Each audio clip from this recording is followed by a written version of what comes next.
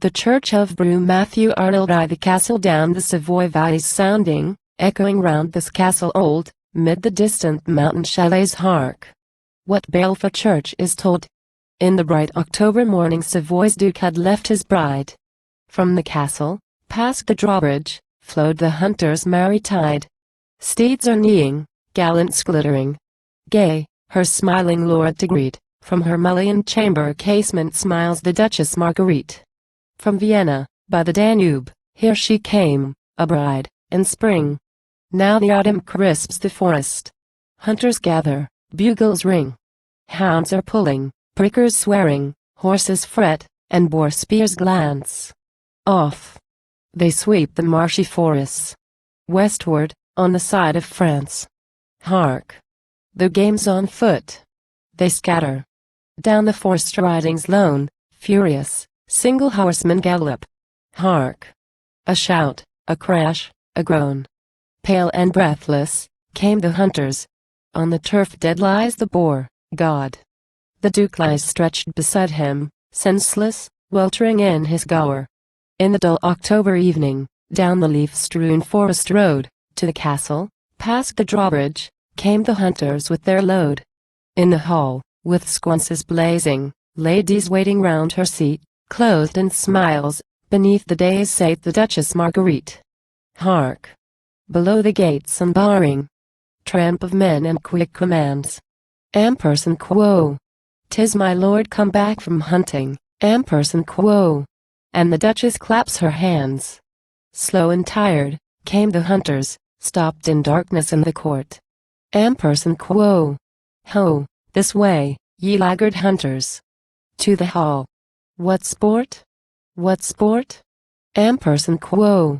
Slow they entered with their master. In the hall they laid him down. On his coat were leaves and blood stains, on his brow an angry frown. Dead her princely youthful husband lay before his youthful wife, bloody, 'neath the flaring sconces, and the sight froze all her life. In Vienna, by the Danube, kings hold revel, gallants meet. Gay of odor mid the gayest was the Duchess Marguerite. In Vienna, by the Danube, feast and dance her youth beguiled. Till that hour she never sorrowed, but from then she never smiled. Mid the Savoy mountain valleys far from town or haunt of man, stands a lonely church, unfinished, which the Duchess Maud began. Old, that Duchess stern began it, in grey age, with palsied hands. But she died while it was building, and the church unfinished stands as erst the builders left it, when she sank into her grave. Mountain greensward paves the chancel, high rebels flower in the nave. Ampersand quo! In my castle all is sorrow, ampersand quo! Said the Duchess Marguerite then. Ampersand quo! Guide me, someone, to the mountain. We will build the church again. Ampersand quo! Sand old palmers, faring homeward, Austrian knights from Syria came. Ampersand quo! Austrian wanderers bring, O warders, homage to your Austrian dame. Ampersand quo! From the gate the warders answered, ampersand quo! Gone, O knights, is she you knew. Dead our duke, and gone his duchess. Seek her at the church of Brou. Ampersand quo! Austrian knights and march-worn palmers climbed the winding mountain way. Reach the valley, where the fabric rises higher day by day. Stones are sawing, hammers ringing. On the work the bright sun shines, in the Savoy mountain meadows, by the stream, below the pines. On her palfrey white the Duchess sate and watched her working train, Flemish carvers, Lombard gilders, German masons, smiths from Spain. Clad in black, on her white palfrey, her old architect beside, there they found her in the mountains, morn and noon and eventide. There she sate, and watched the builders, till the church was roofed and done. Last of all, the builders reared her in the nave a tomb of stone. On the tomb two forms they sculptured, lifelike in the marble pale, one, the Duke in helm and armor, one, the Duchess in her veil.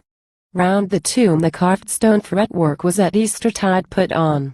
Then the Duchess closed her labours, and she died at the St. John. 2. The church upon the glistening leaden roof of the new pile, the sunlight shines. The stream goes leaping by. The hills are clothed with pines sunproof. Mid bright green fields, below the pines, stands the church on high. What church is this, from men aloof? 'Tis the church of Brou. At sunrise, from their dewy lair crossing the stream, the kin are seen round the wall to stray, the churchyard wall that clips the square of open hillsward fresh and green where last year they lay. But all things now are ordered fair round the church of Brou. On Sundays, at the matin chime, the alpine peasants, 2 and 3, climb up here to pray. Burghers and dames, at summer's prime, ride out to church from Chambéry, dyed with mantles gay. But else it is a lonely time round the church of Brou. On Sundays, too, a priest doth come from the walled town beyond the pass, down the mountain way. And then you hear the organs hum, you hear the white-robed priest say mass, and the people pray. But else the woods and fields are dumb round the church of Brou. And after church, when mass is done, the people to the nave repair round the tomb to stray, and marvel at the forms of stone, and praise the chiseled broideries rare, then they drop away. The princely pair left alone in the church of Brou. 3. The tombs so rest, forever rest, O princely pair. In your high church, mid the still mountain air, where horn, and hound, and vassals never come. Only the blessed saints are smiling dumb, from the rich painted windows of the nave, on aisle, and transept, and your marble grave, where thou, young prince, shalt never more rise from the Frenched mattress where thy duchess lies, on autumn mornings, when the bugle sounds, and ride across the drawbridge with thy hounds to hunt the boar in the crisp woods to leave. And thou, O princess, shalt no more receive, thou and thy ladies, in the hall of state, the jaded hunters with their bloody freight, coming benighted to the castle gate. So sleep, forever sleep, O marble pair. Or, if ye wake, let it be then, when fair on the carved western front a flood of light streams from the setting sun, and colors bright prophets, transfigured saints, and martyrs brave, in the vast western window of the nave, and on the pavement round the tomb there glints a checker work of glowing sapphire tints, and amethyst, and ruby. Then unclose your eyelids on the stone where ye repose, and from your broidered pillows lift your heads, and rise upon your cold white marble beds. And, looking down on the warm rosy tints, which checker, at your feet, the illumined flints, say, what is this?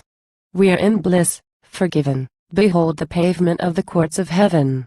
Or let it be on autumn nights, when rain doth rustlingly above your heads complain on the smooth leaden roof, and on the walls shedding her pensive light at intervals the moon through the clerestory windows shines, and the wind washes through the mountain pines.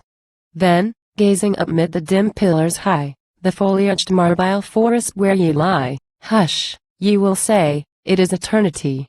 This is the glimmering verge of heaven, and these the columns of the heavenly palaces.